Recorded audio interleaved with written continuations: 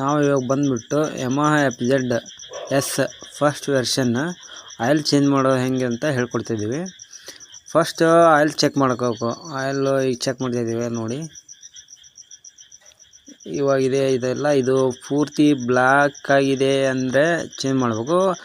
Black ಆಗಲಿಲ್ಲ ಅಂದರೂ 4 months ಅಥವಾ 4000 ಕಿಲೋಮೀಟರ್ಸ್ಗೆ ಚೇಂಜ್ ಮಾಡ್ಕೋಬೇಕು.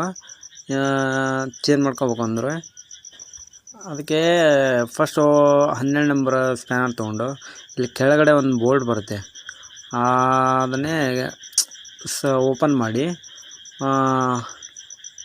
ಮಾಡ್ತಾ ಇದ್ದೀವಿ. ಓಪನ್ ಯಾಕೋ ಸ್ವಲ್ಪ ಟೈಟ್ ಇದೆ, ಬರ್ತಾಯಿಲ್ಲ, ಜಾಮ್ ಆಗ್ತಾಯಿದೆ ಸ್ವಲ್ಪ, ಹಾಗೆ ಜಾಮ್ ಆಗ್ತಾಯಿದೆ, ಸ್ವಲ್ಪ ಟೈಟ್ ಆಗಿದೆ. ಅದಕ್ಕೆ ಕಟಿಂಗ್ ಪ್ಲೇಯರ್ ತೊಗೊಂಡು ಹೊಡಿತಾ ಇದ್ದೀವಿ, ಆದರೂ ಓಪನ್ ಆಗ್ತಾಯಿಲ್ಲ. ಸ್ವಲ್ಪ ಟೈಟ್ ಆಗಿದೆ ಅಲ್ವಾ, ಅದಕ್ಕೆ ಓಪನ್ ಆಗ್ತಾಯಿಲ್ಲ. ನೋಡೋಣ ಇರಿ. ಇದು ಬೋಲ್ಟ್ ಓಪನ್ ಆಗಲಿದ್ದಕ್ಕೆ ಇಲ್ಲಿ ವೆಲ್ಡರ್ ಬಂದಿದ್ದೀವಿ.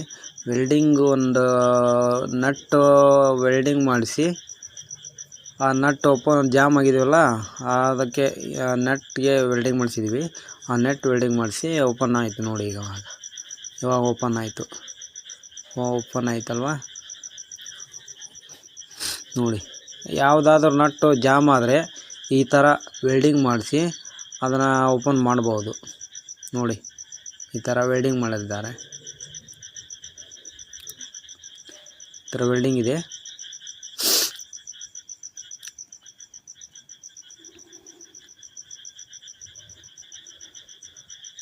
ನೀವೇನಾದರೂ ನಿಮಗೆ ನಟ್ ಎಲ್ಲಿಯಾರ ಜಾಮ್ ಆದರೆ ಪೂರ್ತಿ ತೆಗಿಯೋಕೆ ಬರಲಿಲ್ಲ ಅಂದರೆ ವೆಲ್ಡಿಂಗ್ ಮಾಡಿಸಿ, ಬೇರೆ ನಟ್ಟು ವೆಲ್ಡಿಂಗ್ ಮಾಡಿಸಿ ಬಂದ್ವಿ.